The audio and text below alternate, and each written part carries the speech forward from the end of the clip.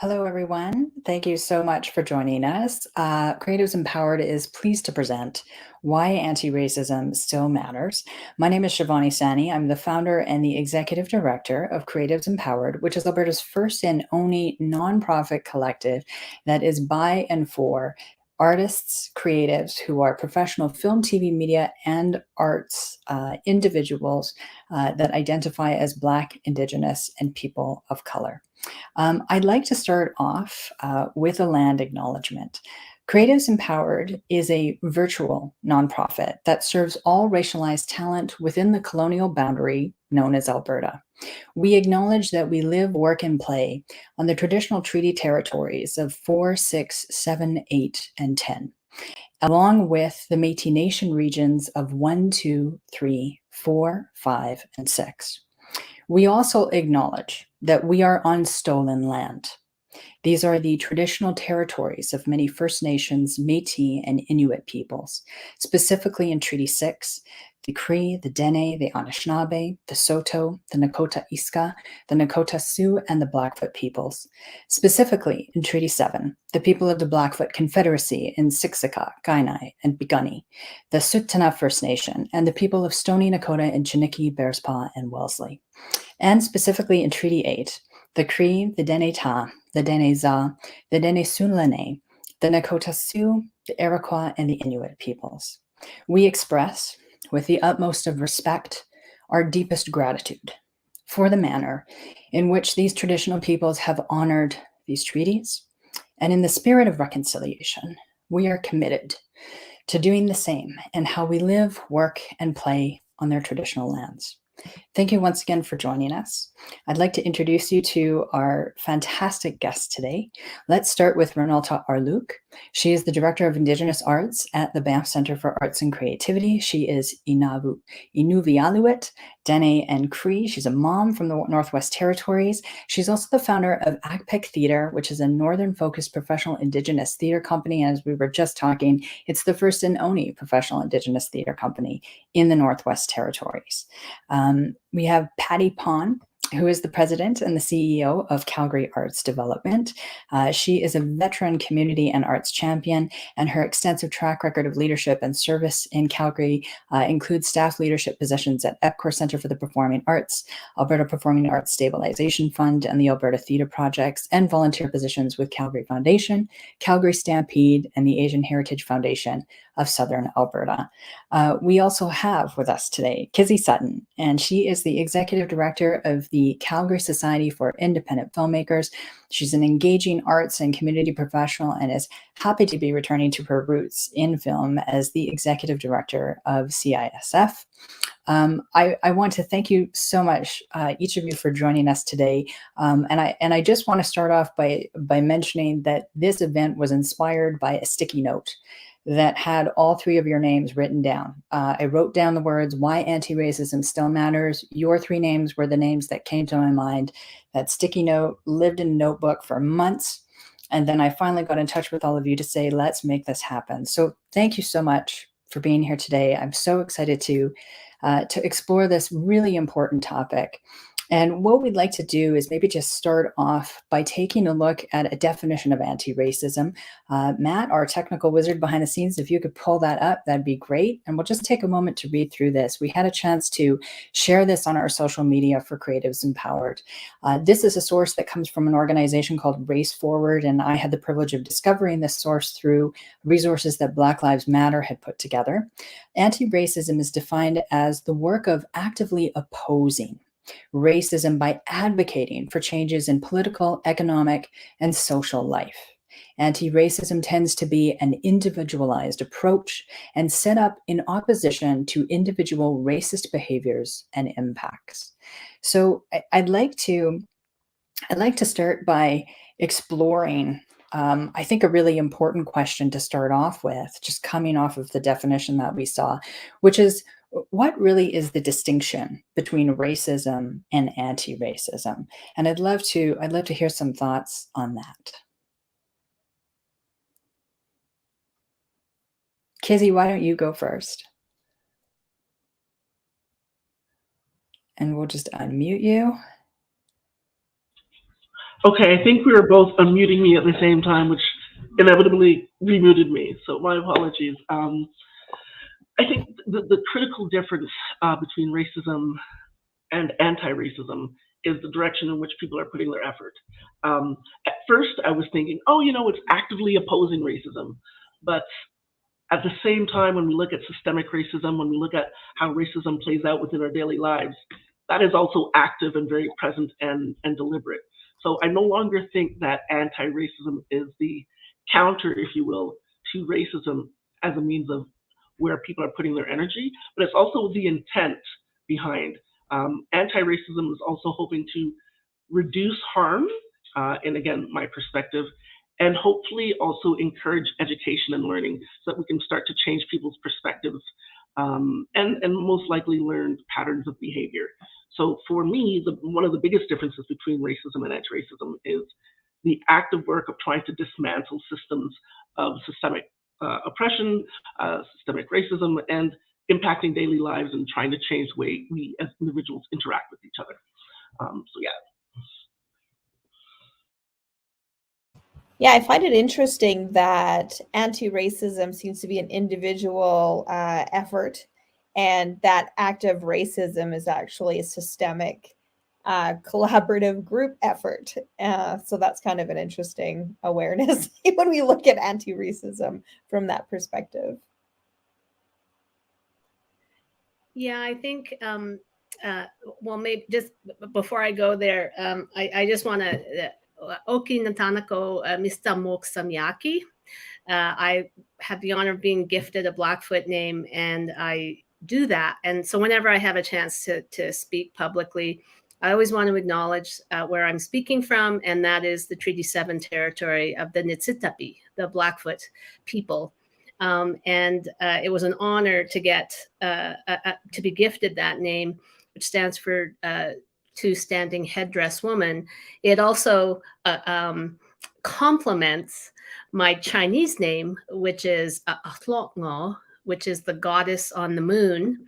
And then, of course, my English name, Patti. And I think anti-racism for me is very much what Reneltta talked to, which is when you hear the term, I think there is an association with more of an individual approach versus when you hear the term racism, where there's a tendency to apply it to a system, but not apply it to me, not kind of embrace that I maybe have a role to play in that. Anti-racism in the way it has surfaced, or maybe what the zeitgeist is, there appears to be an association that maybe there's something I need to do as an individual. And with the three ways in which I identify with my name, I think it attributes to those. There is that many and then some ways I live and walk in this world. And that anti-racism has an application in every single one of those identities. And it recognizes that entirety of who you are and how you are in this time. So that's what it means to me.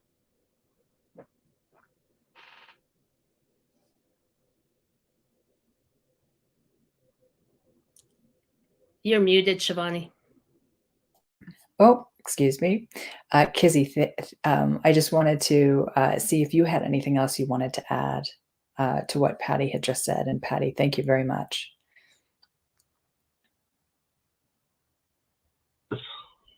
Okay, here we go. Pretty much love to reiterate. It's the, I guess, the pluralism of walking in the very many different facets that we as individuals take for granted and take space in. And just like the other lovely women here shared, it's again that active participation in trying to dismantle that individual versus system, us, them. I love the way that anti-racism is trying to deal with the individual. We also now need to add, how does anti-racism also deal with the larger and the group things that we all interact with. So yeah, I pretty much want to echo what has been said and reiterate the importance behind it. I love the distinction that's been made between systemic racism really being applied to the group, and racism, anti-racism, sorry, being applied to really an individual perspective. I'd love to just follow up with another question, like what role does accountability play in helping to understand this distinction? Like how important is it? Why is it important for organizations to be able to take accountability, for example, for individuals to be able to take accountability? Let's talk a little bit about that and why that's needed.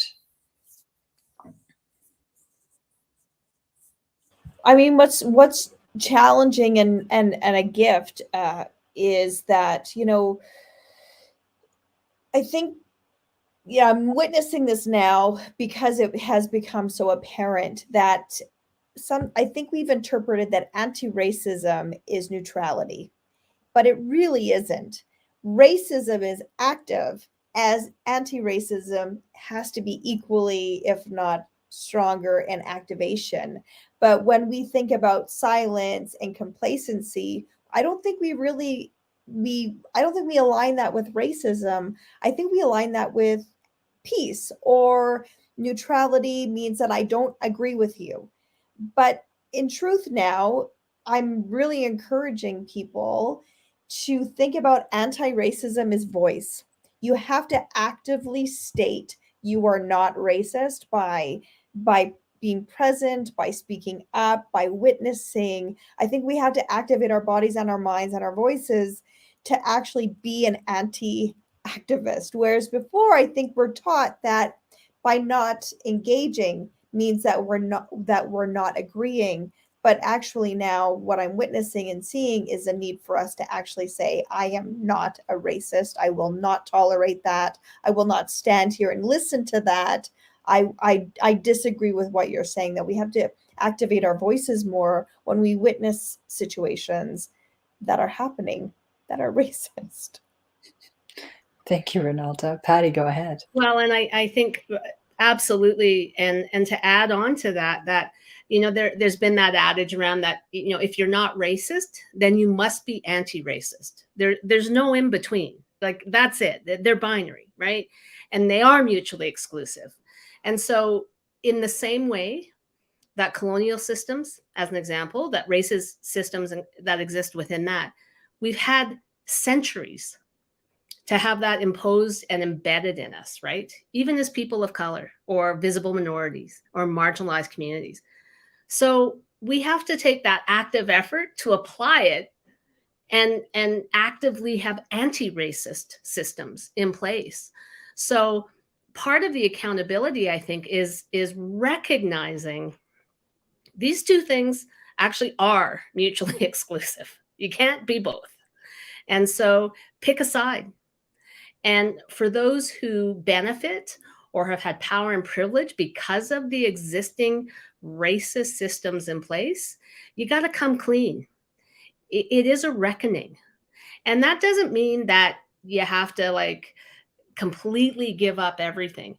But as Reneltta said, call it when you see it, when you know it's wrong. And we know it's wrong. And use that power and privilege that you have been given the benefit of from this system to get us to a new system, a different system where everybody can derive. You know, this isn't like a pie and there's only so many slices. It is infinite if we're talking about an anti-racist system. And I think that's something that people don't get. We're not replacing one. We're starting a new one that has room for everybody. And, you know, why wouldn't you want that? And why wouldn't you want to play your part in creating that system? And there's space for everyone. That's my final thought. Thank you, Patti. Kizzie.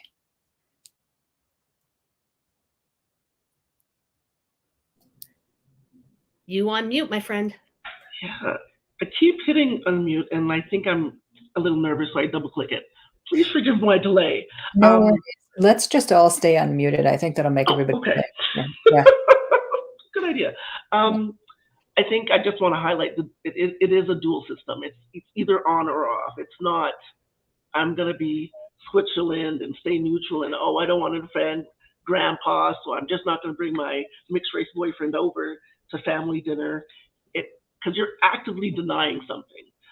And if you're actively denying something, if you look at it the other way around, you're actively perpetuating the same system that you're trying to say you're trying to pull down. I think that's one of the slippery slopes of allyship, is that reckoning within, I guess, Caucasian and European-based families and homes, is recognizing that, yes, me as an individual, we as a family, and us as a people have benefited from these systems. And it now it's been so long that it feels like you're right to be able to do whatever it is that you're doing.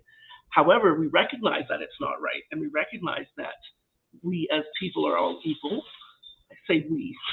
My hope is that all of us recognize that. There are people out there that obviously do not.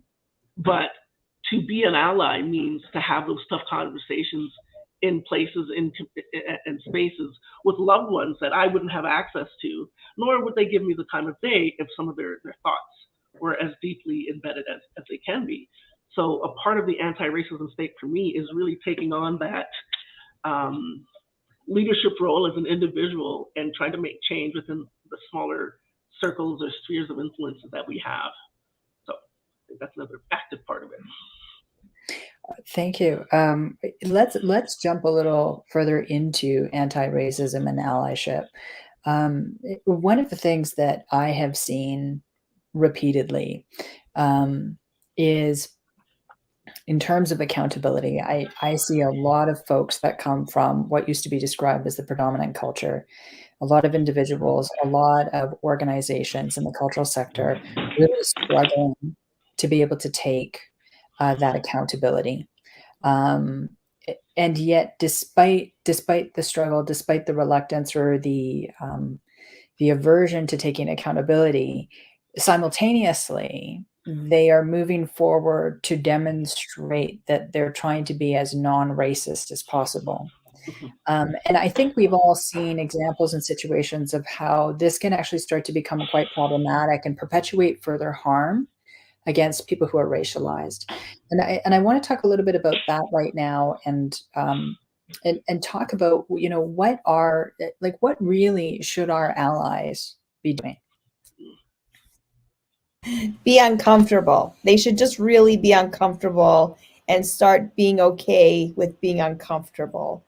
And I just finished listening to Jesse Wente's Unreconciled, which is very powerful. And we listened to on our drive as an audiobook. So he's actually narrating his own book, which made it even more powerful, crying and laughter.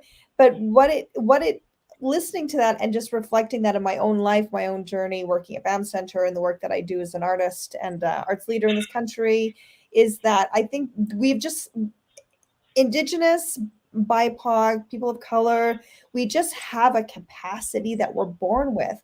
And we didn't choose to have this capacity. We just have it.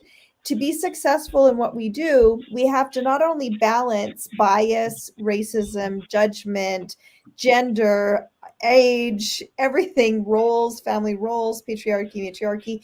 We have to do all that and then still be successful. And so my capacity is larger than most people that I know, because I wouldn't be able to do what I do if I didn't have a large capacity.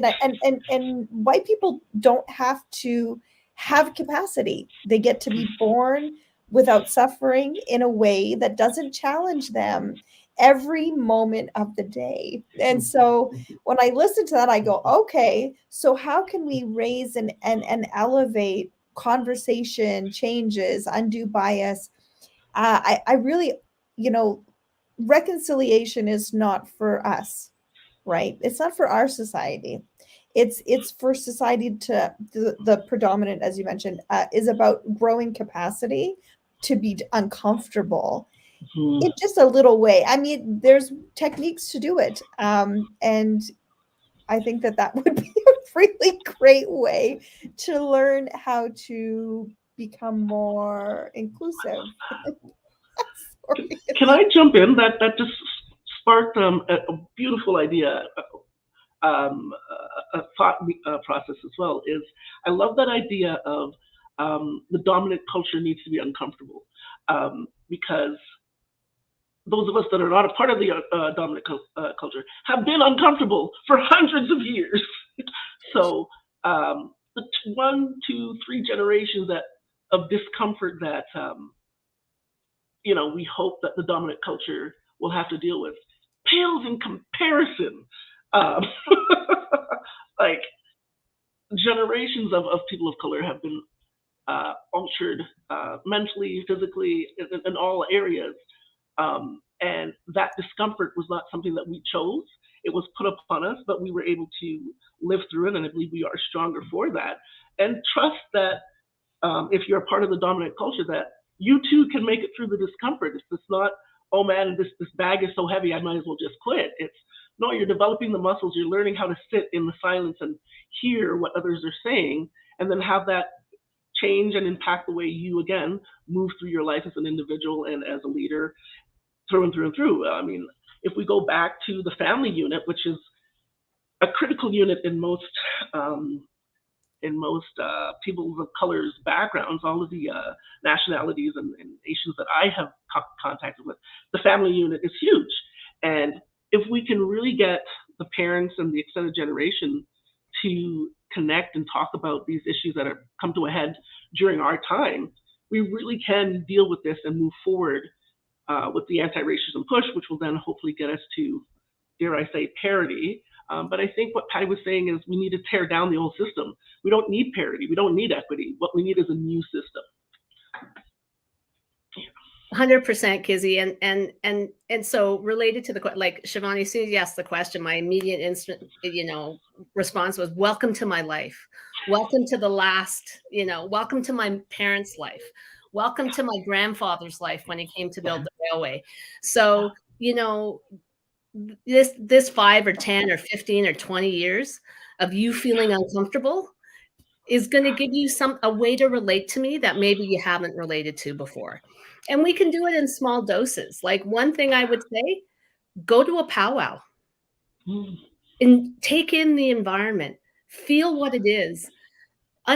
Be curious when you're there, because you don't know the protocol, you don't know the tradition, you might not know the meaning. But I promise you, when they see you, you will be welcome. And then you will understand what a different system can look like and make you feel like when you are the other. So there's those kinds of things we can do that aren't going to hurt you.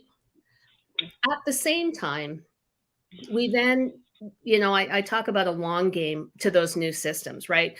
As a funder, as a grantor, especially a public funder, right? All of the funds I invest into the sector, the vast majority of it is public. And so I'm very conscious that for decades, right, the Massey Commission report that created the Canada Council was written in like the 1950s. And it's the same system that we run in as funders now. I don't know, call me crazy. A few things have changed. And what we've done as funders is we've worked on the margins, right? We've tried to change the system from within. And kind of 18 months, 2 years ago, it occurred to me, this is no longer about working inside the system on the margins. This is about a new system. And if we don't come to that new system, we're never going to get to an anti-racist system of funding in the arts, of public funding. And so some of the things we've done, like we created an Indigenous arts granting program that was created by Indigenous artists. And it includes the things that the Indigenous communities who live in Treaty 7 territory believe should be supported. And then we support that community and our advisory to then do that. And so that's what I mean about how we use our power and privilege to support other ways of knowing, of being, of funding in this particular case. And my hope is we learn something from the original, well, not hope. We have learned things from the original People's Investment Program that we are now going to transfer into our standard project grants and operating grants and whatever other kind of grants exist from the old system. But we have to make our way there. And so for those in the dominant culture, you got to come with us on the ride. And the last thing I'll say about that, so there's a wonderful artist here, Adrian Stimson. I think he's from the Kainai Nation, but he's from Treaty 7. And I think he's from Siksika. Is he from Siksika? Oh, sorry, Adrian, if you're watching. He lives in Siksika. He for years, he has said, I don't need any more allies. I need accomplices. Mm-hmm. And I would even go so far as to say, we actually need co-conspirators. Who's interested in changing the system, however we got to do it? That's what we need right now. But I get that you got to start somewhere. And being an ally, trying to place yourself in our shoes, trying to feel that discomfort, that's the start. And then come walk with us on that journey to co-conspiracies. I love that. That's my final thought. What I love about what we're talking about right now is that one of the key things that actually inspired the creation of Creatives Empowered was to be able to create a new system. So there was a cumulative effect in 2019 for myself personally as a racialized person.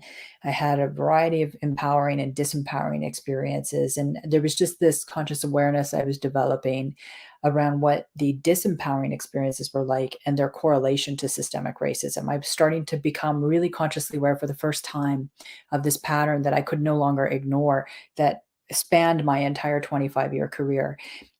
On a personal level, as a creative, as a professional, I got to a point where I just instinctively, my response was, we actually need to start creating new systems completely that work better for everyone. And that is in part what has inspired Creatives Empowered and so much of the work that we do.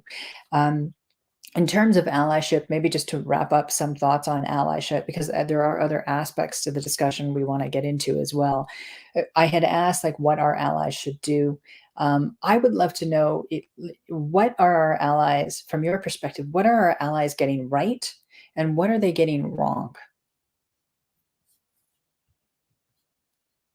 And I know we don't have a lot of time for the discussion, and that can take up a lot of time.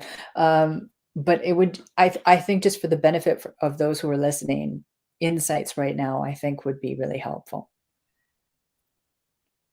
I think what they're getting right is understanding and recognizing the necessity for the change, right? So that there's a whole readiness for change that we talk about in systems change. That's a good thing. The challenge then becomes, so readiness for change, and then what do you do?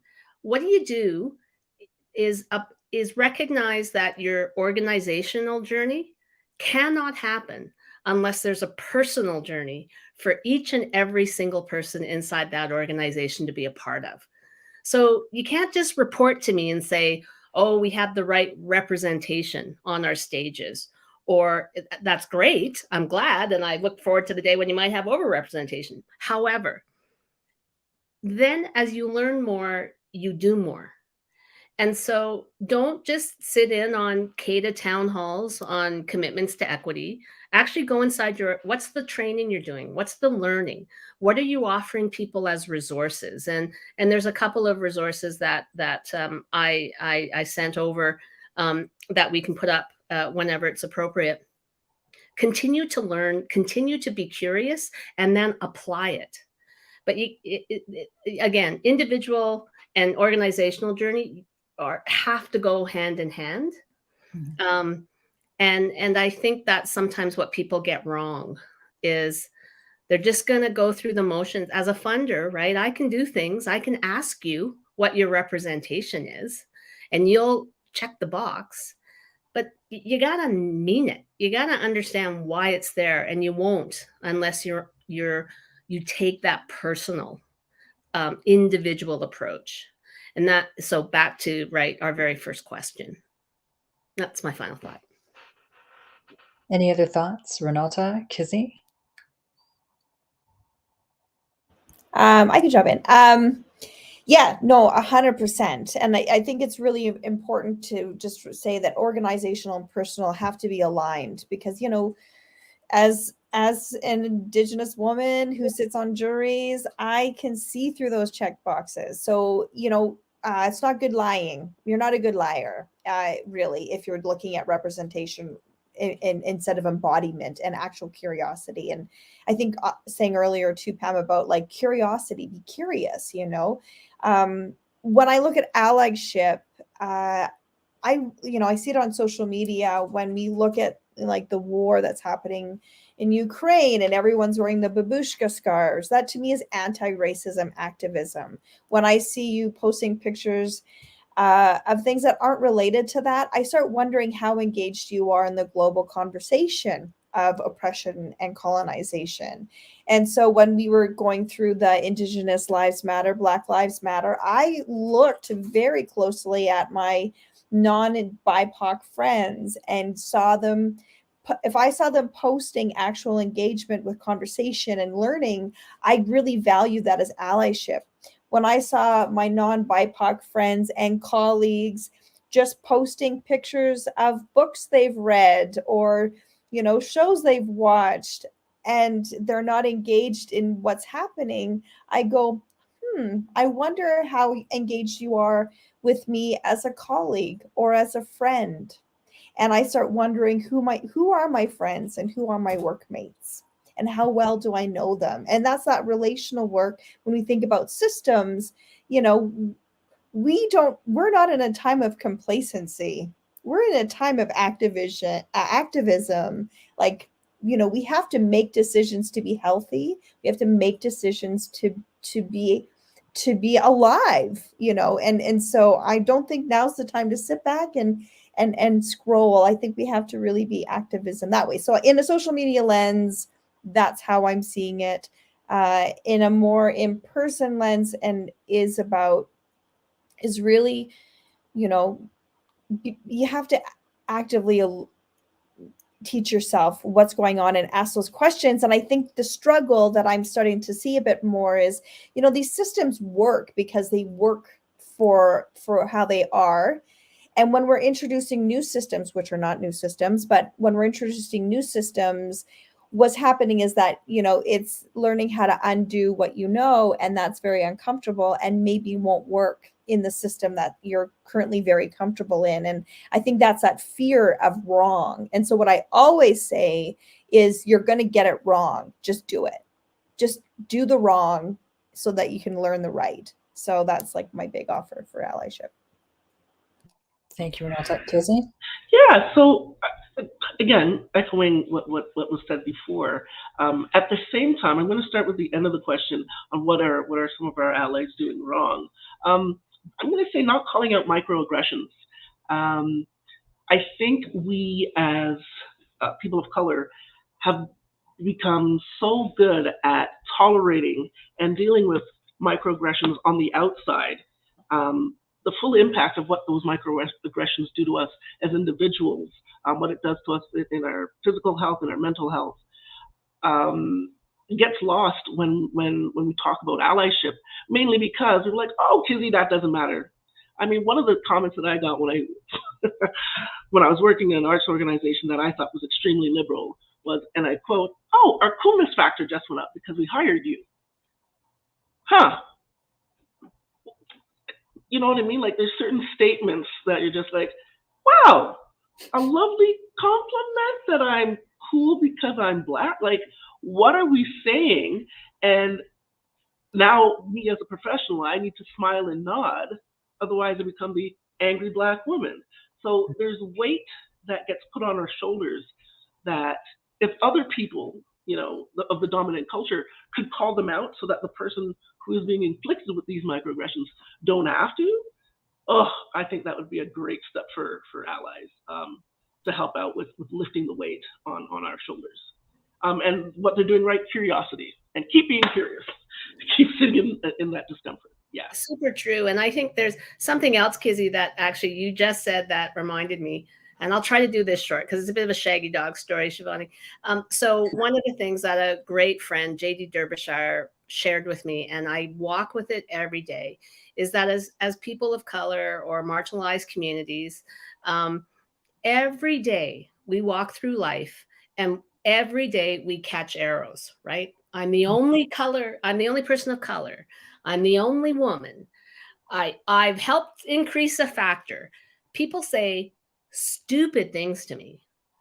They mistake me for the catering staff instead of the attendee at the conference, right? They're surprised when I don't have an accent. So every day I get those arrows. And every day I have to come home and pull the arrows out all by myself or with the support of my loved ones. You want to be an accomplice? How about make it so that those arrows don't come at me in the first place? How about be a support to me to pull those arrows out every time you ask me, because I'm the only person in the room who can help you with an equity statement or can help you understand, why do people get so mad? I didn't do it. It wasn't me who did it. Like all those, like, by the way, which is an incredibly racist comment. But so that's where the curiosity part becomes so important. And, but though every day, those arrows, and I'm not saying that people in dominant culture don't get arrows, but you sure as heck don't get the arrows that we get. And lately, they're big arrows. Mm-hmm. And when we're asked to help solve the problem, that actually, as Reneltta said, isn't actually my problem. Like, go figure it out. Like I've had to do for my whole life. That's what you need to do. That's what this discomfort means. And I know it isn't fun, but try getting the arrows every day and then tell me it's not fun. And then maybe we can get into a conversation that's meaningful and really starts to make those changes we need. So that's my final thought.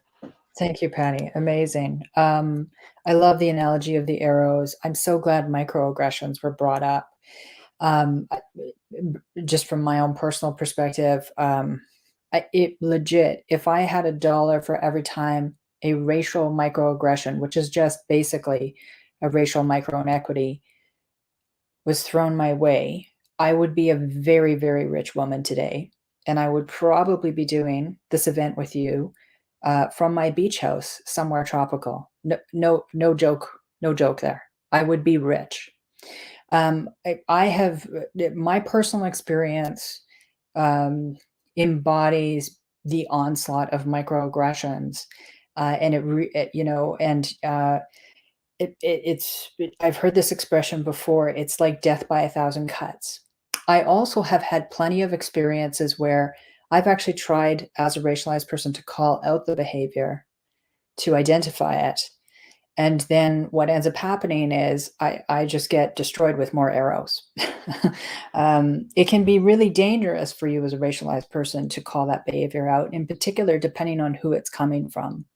One of the things that I've seen a lot of organizations and say specific individuals within those organizations get wrong is that when a racialized person, someone who's Black, someone who's Indigenous, someone who's a person of color, someone who comes from an underrepresented community, is actually taking on the emotional labor of legitimately raising a concern about something that they've experienced, it can be, I see this quite often, it can be really easy for those individuals in those organizations to just immediately get defensive.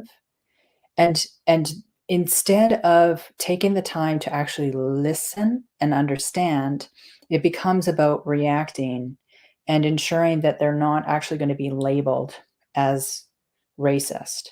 And I want to bring this back to that point about being uncomfortable, because what people really need to do is they need to move away from fear. They need to move away from fear. We all need to move away from fear. Racism, if you break it down to what its most fundamental element, it is ultimately a fear of something that is different, a fear of an individual that is different. And, that fear and the way that that fear can become the basis, the driving factor behind racial and unconscious biases, and then how that behavior can manifest is like, oh my gosh, we could talk about that for days. But it's so important for everyone, the allies that are listening to this, and also folks who are racialized, to really become consciously aware of the fear that is driving a reaction or response to something that might be driving how you want to respond to something that you just heard. And it's important for cultural sector organizations to really pay particular attention to the fact that if you've got individuals that come from these underrepresented communities, and more than one individual is starting to raise the same concern about whether it's microaggressions or systemically racist behavior that's much more overt, that there is a need to pay, in particular, like, very careful attention to what's going on. And like our incredible guests today have said, like, to be able to get to a place where you're willing to be uncomfortable so that you can start creating the right kind of change to ensure it doesn't keep continuing. Microaggressions, you really got me there with that one, Kizzie. Thank you. We have a little bit of time left, and I think what I'd like to do is see if we can also explore what anti-racism, means to each of you personally. And I think it would be great to get some of your personal perspectives. Reneltta, let's start with you. I'd love to get your perspectives on what anti-racism means to you personally. I know you've touched a little bit on it, but as an Indigenous woman, as an artist, as the director of Indigenous Arts at BANFF Center, and the creator at Backpick Theatre. Yeah, I mean, there's a lot of different ways to look at anti-racism in those areas. I mean, the beautiful thing about working in community, being engaged in community, is that, there's a value system, and that you learn your value system culturally, and then you carry those values forward. And then those value systems naturally adapt themselves into, the systems that you surround yourself with. And I'm grateful for the teachings that I received in my life, and I continue to receive in my life, and how they can be adapted and applied to it. And then how systems that are systemic or oppressive or colonial tend to not fit into those systems because of the value system. So I really look at, so whenever I start having conversations with organizations or people that I don't know very well, I start looking at, like, what is your value system, and do we align? And if not, then how can we have conversations around, changing those systems? I really value hearing it's not pie. I have said in so many rooms, it is not pie, it's cake. It's a layered cake with lots of flavors, and everybody loves cake. So let's look at cake and not pie. And I don't know why, and maybe it's the education system where we're taught the pie chart, maybe that's the ultimate problem, is that we're taught to divide our way of thinking instead of looking at it from a collaborative, inclusive way of thinking.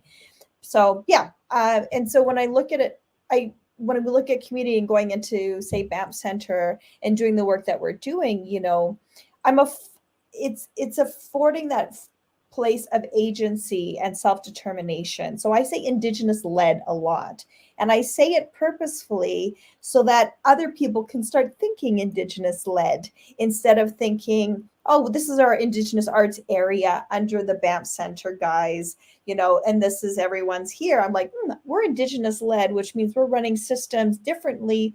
So our systems are going to impact recruitment, impact production, impact technical, impact programming, and slowly in my 4 years of being there, I have seen some really great changes. And I feel like, if you don't embody it, then you're just progressing a system that will clash. And so, I mean, keeping it short and tight and trying to encapsulate everything in there, value systems that needs to change. It's not pie, it's cake. Kizzie, Sutton? Wonderful. I was wondering if I could jump in. I was like, Kizzie, wait, okay. Love the analogy of cake, because who doesn't love cake? As long as it has cream cheese icing. So for me, and this is going to be a little obscure, but every time I think of what does anti-racism mean for me personally, I think about the fact that I am of Afro-Caribbean descent. living in Canada, which is clearly founded on, based on systemic principles that lead to, racism, but also the fact that I am benefiting from the fact that I'm living in Canada, which is a system that stole the Indigenous lands. And if we want, because sometimes we're faced, well, I didn't do that, that's not my fault. Well, if I'm benefiting, even though I am one of the members of society that is being discriminated against, I too have to recognize that in my privilege, I too have to go through some discomfort of, yeah, I'm living on stolen land, and being a stolen group of people, like that hits home for me in a way that I don't know if it hits home for other people. And I need to consistently think, okay, Kizzie, how is what you're doing either perpetuating or not perpetuating harm in communities and spaces where what you really want to do is build them up and encourage. And for me, I really like the idea of partnership. It's not about going into some community and bringing, like the Christian Puritans. They came over here to civilize that. Everyone was civilized. There was nothing wrong with the people that were here. Our thought processes were what was wrong. And me being, again, of Afro-Caribbean descent, whose parents immigrated here for the better life, and I'm able to enjoy that better life while still knowing that I'm living and breathing and participating in a system that is oppressive to other people of color.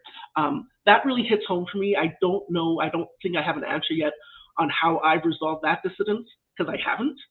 It's something that I'm working on. It's something that I'm dealing with. And I think about the fact that anti-racism hits us all individually, and we have to recognize that my journey isn't going to be another person's journey, but we can at least share some of the discomfort to, again, move us to that full new system that will allow us all to be able to participate in our fullest way. So a little bit of a unique situation, but that's one of the things that's really hitting me the last couple months. Yeah, I mean, I think that from a personal perspective, sometimes it's just about getting through the day. It's coping, right? And so moments like this, where I can have a shared conversation where there's not a lexicon, like we all get it, and we actually have embodied it. That's a solve to me. It's sort of like something I like kind of having immersing myself in, so that it gives me the courage to go into that day knowing I'm going to get the arrows, right? And so what I look for now is, if I'm asked to join a committee or sit on a board or be a part of an initiative, I use the power of 3. And so there have to be at least 2 other people who are going to be in that circle, who either look like me or they think like me, or I know them to be accomplices or co-conspirators. I need that now. Because, in the same way that we're asking others who maybe haven't experienced discomfort in the past, like I may have, it's not like it makes it less uncomfortable for me.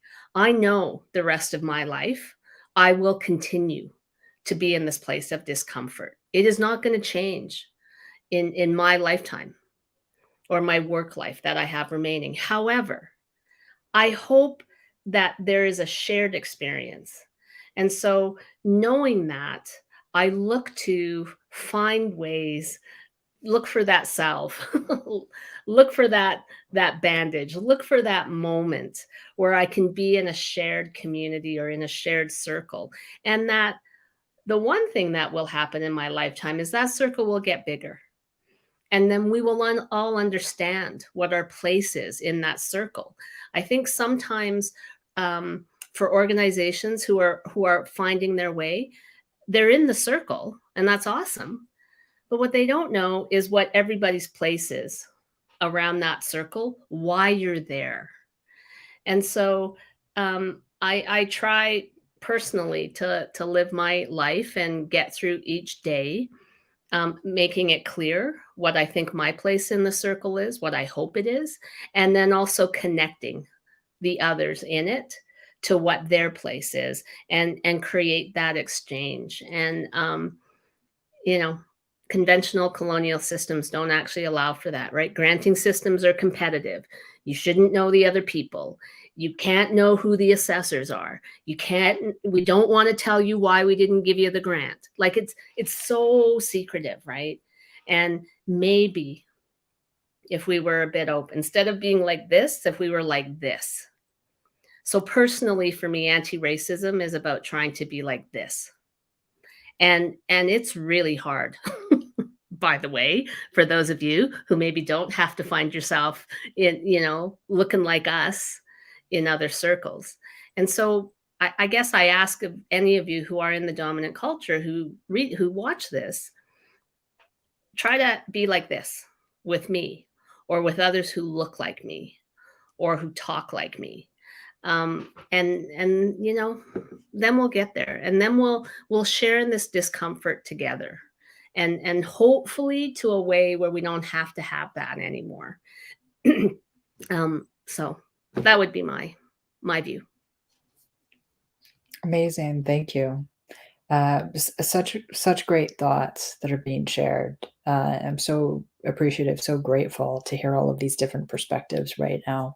And I also very much feel like the conversation has been a really nice salve as well. We've got a little bit of time left, and I do want to wrap up just with some more thoughts. Just before we get there, I wanted to see if there were any other thoughts about anti-racism in the cultural sector at large. You know, specifically, what has changed since 2020, and where do we still need to go?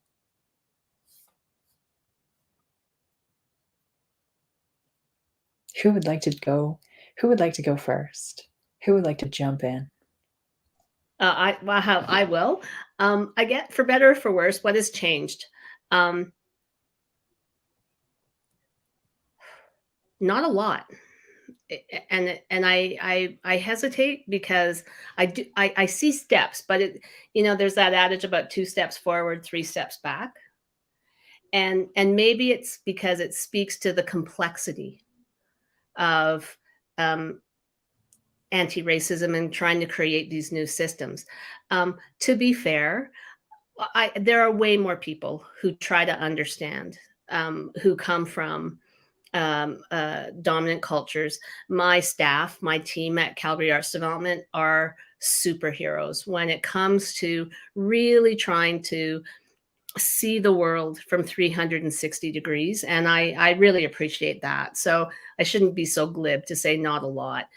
It's the individual journeys, I would say, that have really changed since 2020, that more and more people are recognizing I have a part to play as a person, let alone whatever organization I might be a part of. So I think that's a really good thing. And then in terms of your question, where do we need to go? It is continue to be curious, continue to be vulnerable, continue to have humility, which, as Reneltta said, these are not new things in other systems, in other ways of being. So that's where that curiosity comes into play. Everybody go read Jesse's book or go listen to his audiobook. Start somewhere, take the course at U of A. You know, come recognize the Lunar New Year and what that might mean to the majority of the world, by the way. There are more people who celebrate Lunar New Year than celebrate January 1st. Thank you very much. But anyway, like that's the world we live in. In the same way that you're putting the blue and yellow on your Facebook profile, there's lots of other things that, as both Kizzie and Reneltta have said, you can do. And I would just welcome and invite you to continue to be on this journey and know that it's a long journey. So pace yourself. And I look forward to welcoming you as part of the circle, being welcomed into your circle, and sharing in that journey. So that would be my final thought. Thanks, Patti. Kizzie, Reneltta?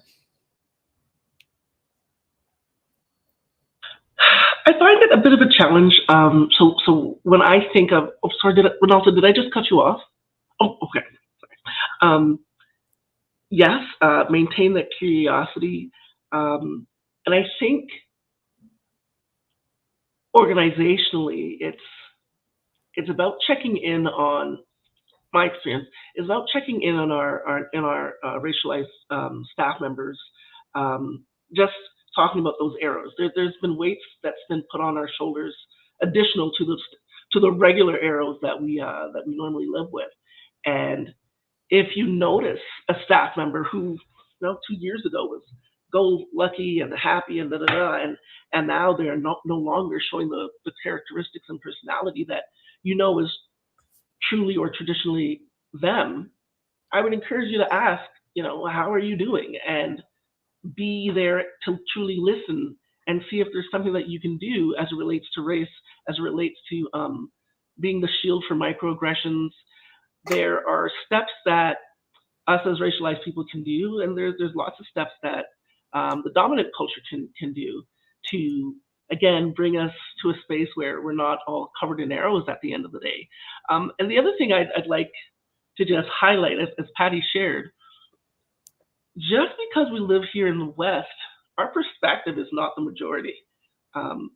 There are more people that celebrate the Lunar New Year than January 1st. If we let that sink in and resonate, and allow that to be a bit of a compass or a way for us to reevaluate what is normal, I think that kind of curiosity would really allow for people to let go of systems that they thought they knew when they realized, wait a second, if the majority rules, then what does that look like? So yeah. No, this has been such a powerful conversation. When I think what I'm walking away with and what I'm really hearing is that it's just really, institutionally, the systems are there to help you succeed, but they're helping you succeed in a way that maybe isn't actually the right way to succeed. And I think we have to look at success from what is success for me and individualizing that. Like, I was offered to direct a workshop of a play, and I read the play, and the play clearly was two-spirited. And I just read it, and I loved the play, and I loved the people involved. And I finally just went, I don't see myself here because I'm not two-spirited in that way that this story could be brought forward in the best way. And so I echoed that back, and I got such a welcomed response. And so when we look at leadership, how are you a leader? And is it for you to lead because the opportunity has been given to you, or you've worked somewhere for 10, 15 years and it's mandated that you get to rise? But is it really your voice that needs to be risen? And that's a challenging question of leadership. And I kind of go off the rules of acting where it's like the first impulse is not the only impulse. And so, so it's like, yes, you're given the opportunity. It's your one opportunity. You're going to get 2 or 3 more opportunities somewhere else where you're better aligned to use your voice and bring that leadership. And so I say yes to a lot of things because I think that I believe in a lot of things, but I also say no to a lot of things where I go, I'm not the person for this. And it's like looking at your ego, looking at your place. But when you look at it from the greater circle or as a hummingbird or however, you kind of realize I'm still involved. I'm still part of this community. I'm just not the voice that needs to be heard. And I think once you're okay with that, it's a better world, and it's better for you too, actually. But when you see the systems going, well, the chartered agreement says, or the collective agreement says, then it's like, does it though? Is that the right choice? And so when we do personal, I really value, I'm walking away with this, Patti, with the personal to the systemic. It's like, it has to be personally driven and a better understanding. And so, that's where that discomfort and that knowing kind of comes in. So I'm just really grateful for today. Amazing. I'm so grateful for this for this conversation. I wish that we had more time. Clearly, we could keep talking about the subject and unpack, deep dive a lot more. But what's so great is that this conversation is going to be made available on demand after the fact on creativesempowered.ca. So if anybody missed it, they can watch it. It'll be there forever. And then on top of that, if you want to learn more about our three panelists, their bios will be up there as well. And we'll make sure we include links to their respective organizations if you're not familiar with them. Patti had shared a few resources. What I'd like to do just before we wrap things up is just bring them up. Patti, do you want to maybe just say a few quick words? We'll also put these up on our Creatives Empowered website as well. For sure. I think just in terms of feeding your curiosity and equipping you with resources, Stop Race-Based Hate, which I know Shivani already has up on the Creatives Empowered website, is a really great website. How to recognize those microaggressions and how you might respond to them so that you understand why they're there. The repository from Belonging at Berkeley while it's predominantly US based, so much literature and surveying and research is being done in the area of equity, diversity, and inclusion, of language, all those things. This is one repository that offers a number of resources on how to address anti-racism. My hope is someday we might have a similar repository for Canada, but this is a good start. There's great reading there. And then the last one, coco-net.org, there's a particular diagram called the Problem Woman of Color. And again, to give you some insight, you may empathize or relate to what's in that diagram. The thing you need to know about women of color is it happens every time. It's not just a one-off. And so it just starts to give you some sense and context for the way in which someone else like me might walk in this world, might be in this world. Even as the CEO of an $18 million granting agency in Calgary. And so it's there to serve as a resource for anybody. It's not only for white people, people of color, Black, Indigenous also may find some comfort sometimes in knowing that it doesn't have to fall on you, that all you got to do is give them the website and say, here you go, go figure it out. So thanks very much, Shivani. Amazing. Thank you, Patti. So two of those resources, Stop Race-Based Hate and the COCO diagram of the Problem Woman of Color. We have those up on the events and resources page of our website. That diagram, by the way, was sent to me by an Indigenous theater maker in the summer of 2020. And when I first looked at it, I was like, this is a diagram of my life. Wonderful. Thank you. The other one, the Berkeley resource, we'll also put up on our website. And our good friend Matt has thrown these things into the chat as well. I just want to express my sincere gratitude to our three incredible guests today, Reneltta, Arluk, Kizzie, Sutton, and Patti Pond. Thank you so much for being a part of this conversation and for helping to manifest an idea that I wrote down on a sticky. It has been a fantastic discussion, and I'm so happy that we'll be able to keep sharing this out with the world. Thank you so much to Matt Waterworth, our technical wizard behind the scenes, and just a heartfelt thanks to every single person who has tuned in and to anyone else that might continue to watch this in the future. Thank you so much. And anytime you're looking for information, you want to learn more, please feel free to visit creativesempowered.ca. Thank you.